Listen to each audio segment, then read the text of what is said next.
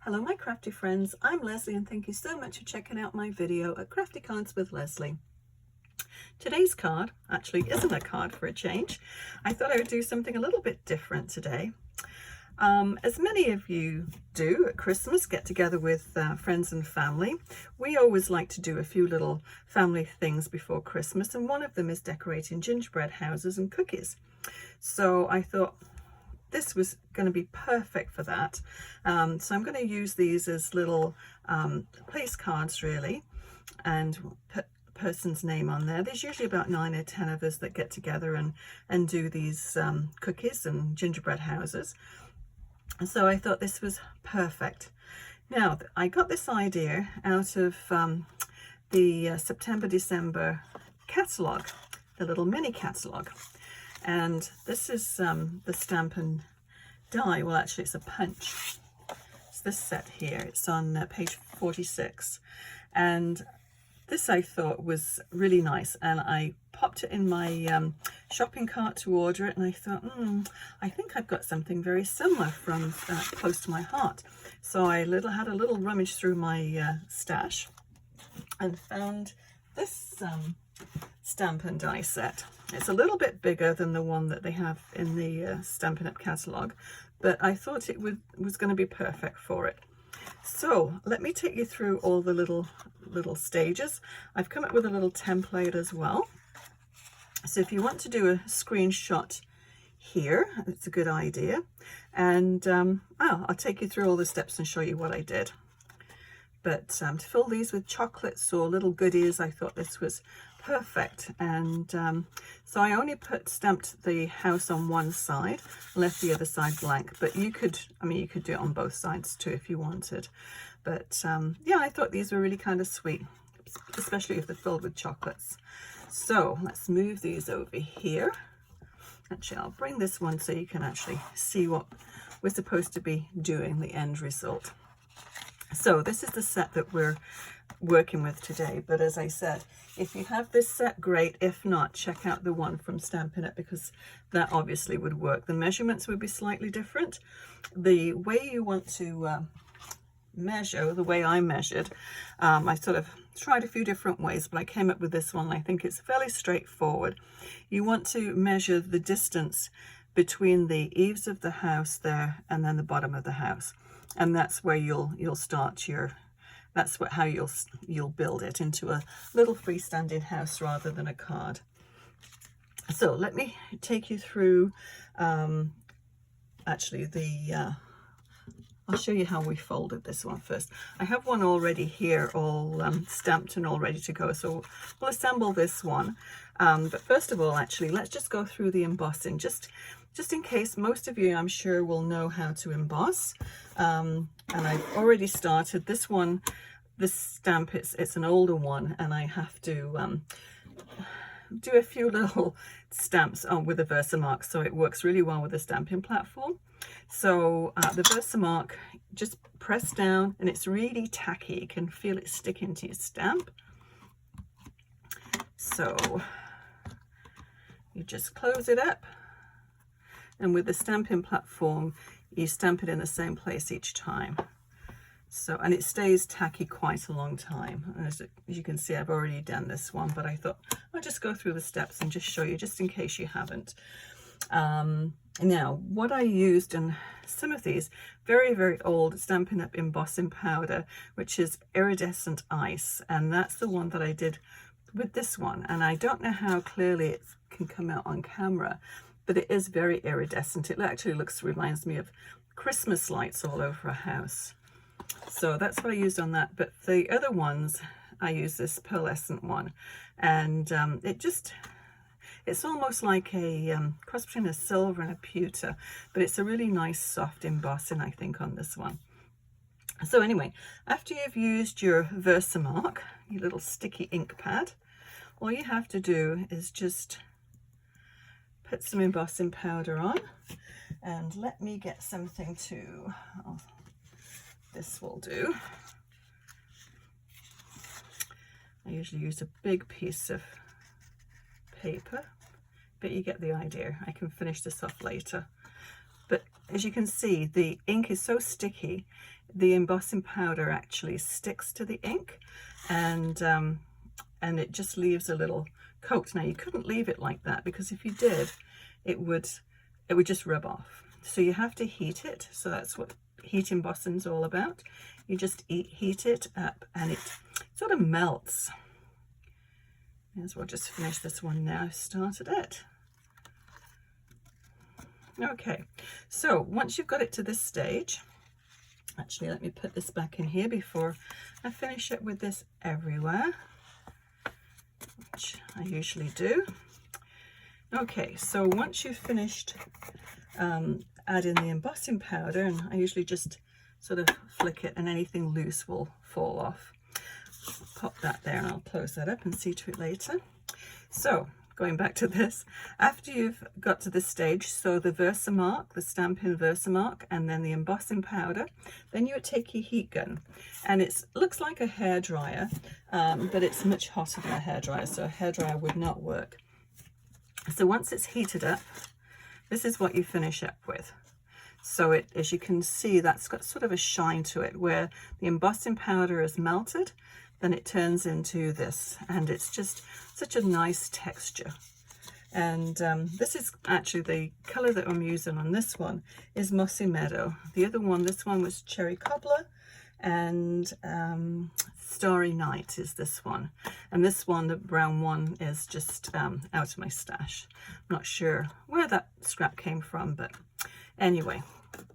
So once you've got it to, you've heated it up, you put your die on it, or if you're using the Stampin' Up one, you'll put it through this, just a punch, very easy to use. So you cut it out and you finish up with this. So make sure you heat emboss it first before you do any of those steps, or it'll rub off. So let me just pop this one up here, and I'll move this out of the way. Okay. So let's assemble this card. I keep thinking it's a card. No, it's not a card, but it would make a really nice card. So what I've done, I'll put this back in here so you can see it again. Don't need the Versamark or the embossing powder. So what we have here is, scored at 1.5, and then I turned it and scored it another 1.5, and that leaves 3 inches in the middle. And it's a 6 by 3.5 total size.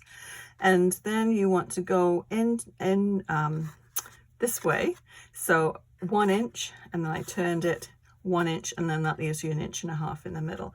But as I said, just measure the actual side of the box. The little house. And then take your measurements from there. That's how I got the measurements for this one. So let's assemble this little gift box. But it's quite a nice size, so I need to cut these too. So just cut along the little score lines. And I used a little score pal actually to make those lines. Now a lot of the cutting trimmers, they actually have a score blade in. The Stampin' Up one, I believe, does. I don't have that one, so I have this this scoring tool, which I really like. So it's very, very easy. I do all my cards on here, as you can see. I sort of mark the 4 1/4 inches just so it's very visible, and I know I'm using the right line. But very easy to add score lines using this. And there's a lot of different ones on the market too. So once we've got them all scored and cut, we're going to fold them. So you can actually take your bone folder and go over the creases if you wish. So I'm just going to do it this way. And all we're going to do is turn it up like that.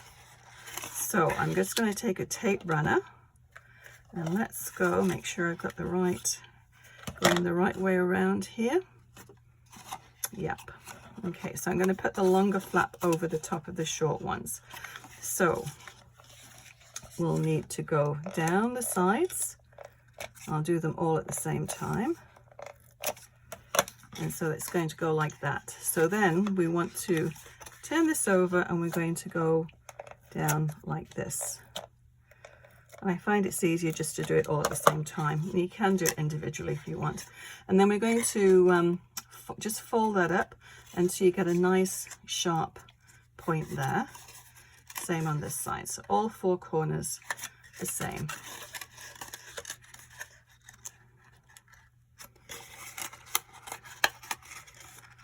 Okay, so that's all there is to it. Now we're just going to add these. So I'm going to put the tape runner here, and you can use tear and tape, works really well. The glue, I think, unless you've got some really heavy duty glue and you're patient enough to let it set, I recommend that you use a tape runner or the tear and tape. So that will go there, just give it a little press.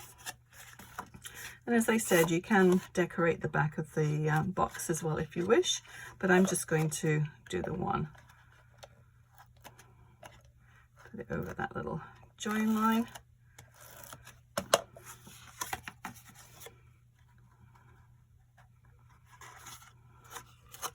And I think these are just the cutest little boxes. And I just bend that over just like that. I don't want to really put a fold in it, but just so it goes together. Now I just took a regular hole punch, turn it upside down so you can see it, and I just went for that little V. But just figure out where you, depending on which little template that you're using, little stamp, figure out where you want to punch the hole. I just put mine sort of not too close to the top because you don't want to, you know, tie it and pull it and it tears. And I'm going to use this metallic ribbon. It's, let me find which one it is. Parakeet Party, this one. This is one of the ones in the sale, which it's really nice. It's a really nice thin ribbon. Nice to get that. I'm going to make a little point as well so it's easier to thread through. There. Okay, so let's just thread it. And I recommend you putting your chocolates or whatever in before you do this step, but there's, if I ever get to this step, there's enough room you can actually slot them. If they're little chocolates, you can just slot them through the sides. Okay, so, and I've got this little tag, and for the life of me I can't think which set it's from. I'll list it when I list everything below this video, which one it is. It's in a fairly recent set, and I should have checked before I came on, but I didn't. But whatever tags, whoops, that was really smart. Whatever tag you you have, I mean any size will do for this.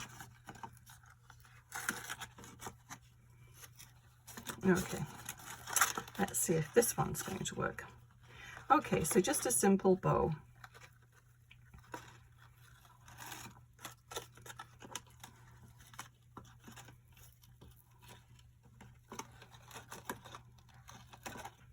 That's a really messy bow. Okay, we'll try that again. I'm terrible at bows. I think probably bunny ears are the easiest ones to do. My fingers aren't always that work the best, but oh well, I did it. Yay. So I think that is very cute. I'll just trim the edge, the ends of them, and so really very quick little boxes to assemble. I think they're so cute, and I'm sure they'll be very well received when they're filled with chocolates. So 4 done and another 6 to go. So yeah, I'll list everything that I used to make this little box, and also the name of that tag below this video.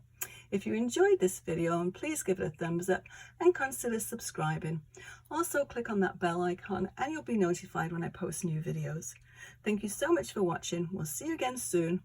Happy crafting. Bye bye.